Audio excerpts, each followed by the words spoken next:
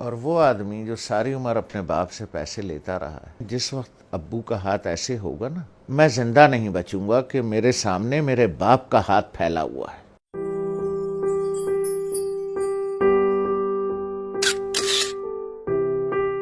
ایک دن میں بیٹھا ہوا تھا، اسلام آباد سے گیا تھا کراچی، نوکری میں تھا، تو ہم امی کے کمرے میں بیٹھے تھے، وہ اپنے سامنے بیٹھی ہوئی تھیں،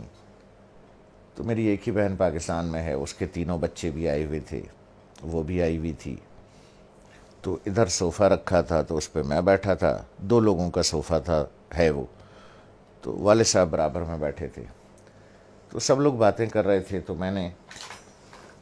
کچھ 2-4 پیسے نکال کر کے والد صاحب کو ویسے ہی پیش کر دیے۔ تو میں نے عین اس موقع پر یہ کیا کہ جب میں سمجھا کہ کوئی نہیں دیکھ رہا ہے، ٹھیک ہے، سب اپنے اپنے گپ میں لگے ہوئے ہیں، کوئی نہیں دیکھ رہا ہے، تو میں نے اس موقع سے فائدہ اٹھا کے جلدی سے چھپا کے ابو کو، مجھے نہیں پتا تھا کہ امی دیکھ رہی، تو انہوں نے بڑے زور سے کہا دوبارہ دو، جیسے وہ ذرا سختی سے بات کرتی ہیں، تو مجھے یہ تو پتا چل گیا کہ انہوں نے دیکھ لیا، تو میں سوچ رہا ہوں کہ یہ کیوں کہہ رہی ہیں دوبارہ دو۔ ان کا نواسا ساتھ بیٹھا تھا، حمزہ، جو ماشاءاللہ 6.25 فٹ کا ہے، اس وقت 6.25 فٹ کا تھا، تو مجھے تو انہوں نے بہت سختی سے کہا دوبارہ دو، اور اپنے نواسے سے کہا حمزہ دیکھو ماموں نانا کو کیسے پیسے دے رہے ہیں۔ تو میں نے جیب سے جو بھی پیسے نکالے یہاں رکھ کے والد صاحب کو ایسے یوں کر کے چھپا کے پیش کر دیے، تو ابو نے اٹھا لیے۔ تو دوبارہ جب امی نے کہا کہ دوبارہ دو، حمزہ دیکھو ماموں کیسے پیسے دے رہے ہیں نانا کو،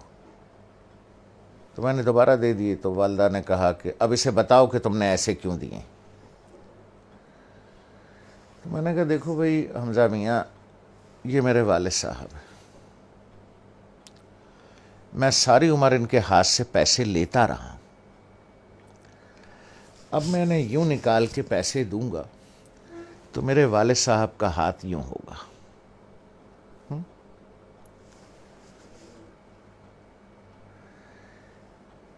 اور وہ آدمی جو ساری عمر اپنے باپ سے پیسے لیتا رہا ہے،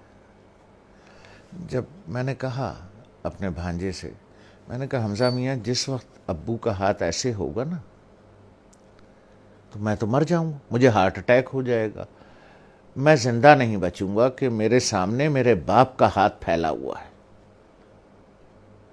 اس لیے بیٹا میں ایسے دیتا ہوں یہاں رکھ کے کہ والد صاحب یہاں سے اٹھا لیں، انہیں میرے سامنے ہاتھ نہ پھیلانا پڑے، جس طرح سے پرانے وقتوں میں بادشاہوں کو نظر اور نیاز دی جاتی تھی نا یوں کر کے، اور بادشاہ اگر قبول کر لے اٹھا لے تو وہ نیاز قبول ہو جاتی تھی، جیسے آج بھی مزاروں پر ادھر ادھر پیروں کو ایسے کر کے نظر دی جاتی ہے، پیر صاحب ہاتھ لگا دیتے ہیں یا کبھی کبھی اٹھا بھی لیتے ہیں، تو سمجھیے وہ نظر اور وہ نیاز قبول ہو گئی۔ تو میں نے کہا بچے جس وقت میں یوں کر کے دوں گا اور ابو کا ہاتھ ایسے اٹھے گا میں تو مر جاؤں گا بیٹا، کہ میرے باپ کا ہاتھ میرے سامنے پھیلا ہوا ہے، تو اس لیے میں ایسے کر کے نظر پیش کرتا ہوں چھپا کے کہ کوئی دیکھ نہ لے ہیں کہ باپ ہاتھ پھیلا رہا ہے، نہیں نہیں نہیں نہیں، باپ نظر قبول کر رہا ہے، اس نے ہاتھ لگا دیا تو قبول ہو گیا۔ اب وہ حدیث مبارک کا مفہوم ذہن میں لائیں، جب سرکار رحمت اللہ عالمین صلی اللہ علیہ وسلم نے بیٹے کا گریبان پکڑ کے کہا کہ تو اور تیرے پاس جو کچھ ہے تیرے باپ کا ہے، لوگ بھاگتے ہیں، میں آخری بات کروں، لوگ بھاگتے ہیں وہ فلانے پیر صاحب سے دعا کرا لیں، ہیں جی، وہ فلانے مزار پہ دعا کر لیں، وہ پیر صاحب کا جھوٹا پانی پی لیں، ہیں جی، وہ پیر صاحب کی جوتیاں اٹھا لیں، بخشے جائیں گے، ثواب ملے گا۔ ارے یار 2 عدد پیر تمہارے گھر میں بیٹھے ہیں،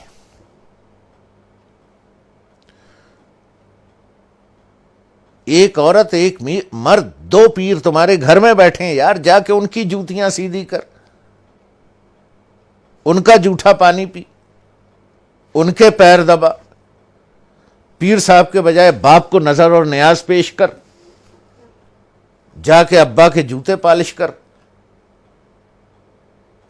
ماں کی چپلیں سیدھی کر کے رکھ۔ دو پیر گھر میں بیٹھے ہیں، ان کو چھوڑ کے اللہ کو ڈھونڈنے کہیں اور جاتے ہو، شرم نہیں آتی؟